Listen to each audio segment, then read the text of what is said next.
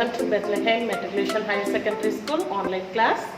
I am Binila, your English teacher. Okay, now let me go for the poem, that is Once Upon a Time. It is written by Gabriel Okara. What is the heading of the poem? Once Upon a Time by Gabriel Okara. Okay, so this is the first poem in this 11th grade.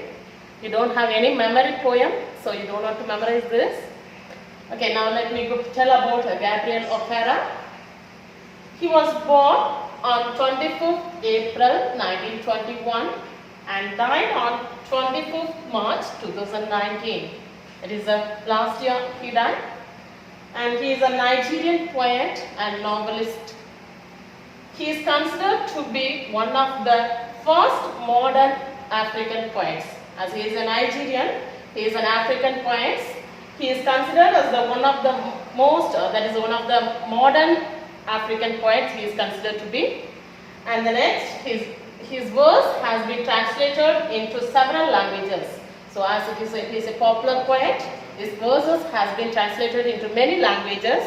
And his works, that is appeared in the magazine Black Orpheus from 1957. So he started his writings, everything, and it was published. So whenever you wanted to write a poem, it will be published in the local magazines. So here, his work was published in Black Orpheus. That is, in the year 1957, it was published. And he got many awards also. That is the award for literature at the Nigerian Festival Arts in 1953. And the poem he has written, The Call of the River Nun. So other works also, his first novel is The Voice, that is the linguistic experiment he has done. And other more works, what he has done is the collection of poems it is written, The Fisherman Invocation, that is it is written in the year 1978. And two books for children, that is Little Snake and Little Frog, that also it is written in 1981. Another one book, An Adventure of Juju Island, that is in 1992. So about the writer, let me read. Take your textbook, page number 22. About the author, take it. Okay, now let me read. Listen. Gabriel Okara, born in 1921, is a Nigerian poet and novelist. His verse has been translated into several languages. And his poem, The Call of the River Nun, won the Best Award for Literature at the Nigerian Festival of Arts in 1953. Some of his poems were published in the influential periodical Black Orpheus, and by 1960 he established himself as an accomplished writer. He was honored with the Commonwealth Poetry Award. Okara's typical poem transits from everyday reality to the moments of delight and moves back to reality, making a complete circle. Okara infused African thought, folklore and imagery into both his verse and prose. His first novel, The Voice, is an outstanding linguistic experiment. His later works include a collection of poems, The Fisherman's Invocation, that is in the year 1978, and two books for children, Little Snake and Little Frog in 1981, and An Adventure to Juju Island in 1992. So about the author you came to know that. Let me move on to the poem. Take page number 20. Take the poem, Once Upon a Time. So have you heard of this heading, Once Upon a Time? Yeah, when somebody is narrating a story, you might have heard that once upon a time, that is a lion, there was a king. So this are type of story when they are telling, the fairy tale when they are telling, they will be starting with the heading, Once Upon a Time. Okay, so now this heading, Once Upon a Time, you came to understand that it is related to the past event. Okay. So now here the writer, he wants to tell about his past and he wants to compare with the present. So comparing with the present life, he wanted to tell to the son, that is the father to his son is the bond here. So already in the first lesson we have seen the writer Khushwant Singh, that is the relationship between the grandmother and the writer. Is it? Okay, so here we are going to see the relationship between the narrator and the listener is the father and son. Okay, so now let me move on to the warm-up. Guess what friendly words these two gentlemen exchange when shaking hands. So there is a picture about two persons, they are shaking their hands. Okay, so you can imagine what friendly words or casually they will be talking to each other. What are the words they will be using here? Okay, so one person will be telling, hi, you are very happy to see you or very glad to meet you, one person will be telling. So other person also will be telling, yeah, I am happy to meet you too. So the relationship between the two, it shows that they are very happy, but are you sure that they are very happy to meet each other? Sometimes we will be meeting our friends, so we will be very happy to meet them, and wholeheartedly we will be saying very happy to meet you. Some other friends, they are not your friends, they may be your relatives, you are not happy to see them, but what you will be saying, by seeing them you will be saying, yeah, I am happy to see you. Yeah, there is a difference between their friends and relatives. Even you are not happy, you are conveying the words, I am happy to see you. Yes, this is the reality and the past what you are telling to the other persons only is there in the lesson, in the poem. Okay, now let me tell you the next one. The children in the picture are watching an exciting sporting event where their school team is winning. Suggest suitable utterance reflecting their feelings. See, the children, they are playing. In the picture you can see there is very happy moment they are expressing there. So one person will be telling, hooray, our team has won the match. So very happy they are. So the expression is real, their happiness is real. Okay, so this is the relationship between the real life and the past, which you don't show the happiness. Okay, so next one is given. Given a chance, any adult would wish to become a child again for many reasons. Fill the boxes with some of what you imagine could be the reasons. So example, it is given, I need not worry about project deadlines. So when you are imagine that you are a child and you have many reasons to be happy. Here one reason is given, I need not worry about any project deadlines. So now also you are at home, you don't want to worry about any project or any homework, you can be very free, that is the happiest moment you have. So next one is, I can wear my pajamas the whole day. So you are happy, you don't want to wear any uniform, you can be very happy in your casual dress. So this is the very happiest one for you. The next one, I can sleep as long as I like. This is the very happiest one for everyone. So as long as you like, you can sleep. Nobody will disturb you. Nobody, your parents will never wake up you for get up, go to school, like that they will never say. So this is the happiest. So in the other boxes also you can write what are the other things you feel. Some persons will feel, I have to play always in my mobile. I have to enjoy in playing games in the laptop. These are all the things. So such things you can write what is the happiest things you are wishing to do. That everything you can write it up. You can fill it up in the boxes given. Okay, now move on to the poem. Take page number 21. Children acquire important life skills and values by observing and imitating grown-ups like parents or teachers. Can it be the other way round? Now you are going to listen to the poem Once Upon a Time, where a parent wants to learn something from the son. Let's find out how. So now here already I told you that this is the relationship between the narrator and the listener. Who is the narrator here? Narrator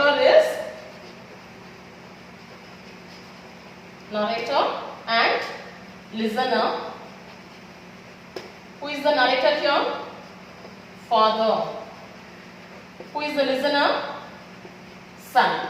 So here the father is narrating the poem to his son, narrating the past event, what he has felt, and now in the present life what are the changes are there that he is telling to his son is a poem here. And now many people you will be looking into the small kids you might have seen. always they will be imitating others. That is, you may have your younger sister or brother, you may have. So then what they will be doing, they will be seeing the elder one and they will be imitating to do some activities. Some other, what they wanted to do, this everything they will be doing. So here they are going to see about the parents and teachers and they will be imitating. In the house they will be playing like taking the stick and they will be acting like a teacher. I am your teacher, please listen, like that. The small children or small kids, they will be acting. Or like a parents, I am your mother, obey my words, like that they will be telling. So like this, you might have seen many things, but in the reverse you go for. That small kids, they are imitating the parents or teachers. Reverse you go for the parents or teachers or the elder person, they wanted to go or they wanted to look back to their olden days, that is the small childhood days they wanted to look into. So imagine that how it will be. So always you as a higher classes students, what you will be doing, you will be telling that in olden days, in 10th standard or in my childhood days, I was very happy, I was enjoying very well, I was playing, I was running here and there, nobody used to scold me. These are all the things you will be telling. So like that you will be happy about your childhood days. So now you are going to see that the author, that is the writer, Gabriel Okara, that is the narrator, the father, he is going to tell about his own experience in his childhood days, in olden days, how it was. So as he is a Nigerian poet, he is going to bring a change, a modern culture to the African society. He is going to tell that before the cultural changes comes into the society, how the society was. Okay, so when there is a cultural change in the society, everything has changed. In olden days, the dress wearing was different, but in the modern days, the dress code, everything is changed. So like that, the writer is going to tell to his son, in olden days, we was happy, we was laughing wholeheartedly, we was enjoying all the things, but now we are not happy. The people who is laughing is not happy, laughing with their heart. They are just smiling, they are just showing their teeth. So they are not wholeheartedly laughing. So this one only is there in the poem, Once Upon a Time. Here? Okay. Now let me tell about the poem here. Once Upon a Time is a free verse of poem containing 43 lines are there in this poem and broken up into 7 stanzas. How many stanzas? There are 7 stanzas. Free verse means there is no limit for the stanzas or lines. This many lines. A poem contains, a paragraph should be contain 4 lines or like that. It is not there. It is a free verse. There is a 43 lines and the stanzas it is 7 stanzas. It is them. Okay, I already told you it is not a memory poem. You don't have any memory poem in your grade 11 and 12. Okay, are you happy for that? Yeah. Okay, now let me move on to the lesson. The theme of the lesson is how the society changes or the cultural shift. What it has done is the theme in this poem. Okay, take your book, page number 21, and now let me go for the reading the first paragraph and let me explain you. Okay, once upon a time, son, they used to laugh with their hearts, but what is happening? Once upon a time, I told you, it says about the olden days. He's telling to his son, once upon a time, what they will be doing? They used to laugh with their hearts. So wholeheartedly, with warmth, they are laughing, with every emotion, with eyes, everything, it shows the pleasure, the happiest moment they have. So with that happiness, it will come as a smile and they will be showing the smile. And laugh with their eyes. How they are laughing? The happiness, it will shows, the warmth, it will shows in their eyes. So when we are seeing some eye contact, we can feel that they are talking the truth or they are telling lie. We can identify that. So in olden days, what they was doing, they was showing their smile with the wholeheartedly with their eyes. But now they only laugh with their teeth also. But now what they are doing, now at present moment, the people, they are laughing with the fake laugh. That is laughing without any emotion. They don't have any emotion, just they laugh. And while their eyes block cold eyes. Eyes block cold eyes means,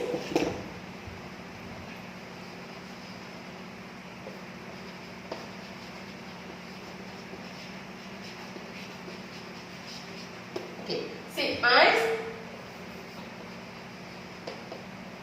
okay, listen, eyes block cold eyes, that is eyes lacking a feeling of warmth. So some comfortable feeling, this everything is lacking in their eyes. So this is called ice block, cold eyes.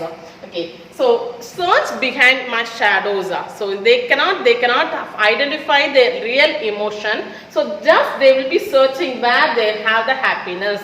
So they cannot feel the real emotion there. So this is the first stanza. So here the poet wanted to say to his son, once upon a time son, and they used to laugh with their hearts, and now they are laughing with only with their teeth. That is the fake laugh they have. They don't have the real one. And eyes block cold eyes. Their eyes are lacking the feeling or the comfortable or the warmth. It is lacking that. And search behind my shadow. So everyone, they are searching behind my shadow. That is the comfortable or the real one. They are searching behind me. And the next paragraph, second paragraph. There was a time indeed. So which does exist? There was a time which does exist. They used to shake hands with their hearts.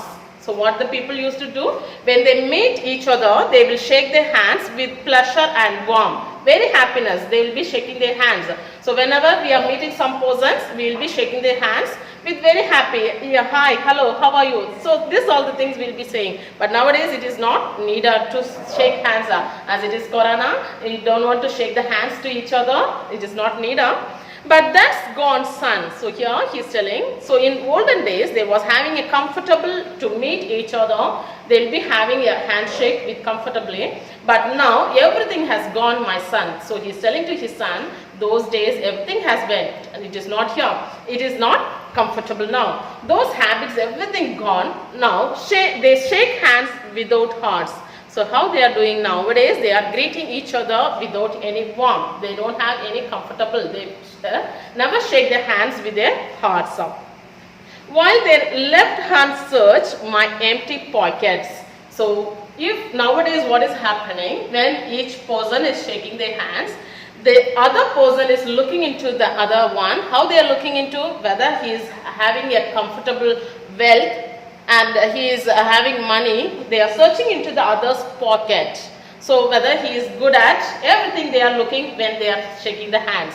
In olden days, how they will be shaking their hands, they will never see anything. They will see the happiest moment alone. They will be sharing each other. But nowadays, when they are shaking the hands, what they are doing? They are looking into the other's pocket, whether he is having enough wealth or not. When he is calculating how he would be exploited, this everything he is calculating, and then only he is shaking the hands up. And next paragraph. Feel at home, come again, they say, and when I come again and feel at home once, twice, there will be no thrice. For them, I find doors shut on me. So now feel at home. What is the meaning of feel at home? Yeah, you are feeling very comfortable. So where you will be feeling very comfortable? At home. Yeah, it is true. So very comfortable, feel at home means somebody is telling them, feel at home, come again, you have to come to my house again and again you have to come, they say. But when the person is going to their home, they feel comfortable. That is once, first time they will be feeling comfortable once. Twice, the second time also they are okay, but the third time what they are doing, they are not feeling comfortable. So there is a proverb, there is a says in the olden days, the people, they will be inviting guests to their house, and the first day they will be giving a lot of food for them. That is a variety of foods they will be serving for the guests, and the second day the food serving which will be reduced up. Okay, they will never be much comfortable of serving the food or giving the comfortable for the guest. The third day they will be normal. They will not be overjoyed with the arrival of the guest. So like the same thing here. When somebody is coming to my house or some coming to the house, what they will be doing? They will be feeling comfortable for the first day. First day they will be okay. The second day also it is okay. But the third time when they are coming, they are ready to come to their house. For then I find doors shut on me. So the third time, if the guests again and again they are coming to their place, what they will do? They will shut the door. They will never allow the persons to come again. So here you might have seen your relatives also. When some person is coming again and again to your house, so what you will do? You will not feel much happy of them. You will be shutting the doors. Whether you will be shutting the doors? No. Okay, you are good children. Okay, so that he is telling that in olden days they will be welcoming us very well, but now they are not welcoming. First day they will be welcoming, second day they will welcome, but the third time they will shut the door. And if you are a frequent visitor, they will be closing the doors up. Okay children, the remaining paragraphs we will see in the next class. Thank you.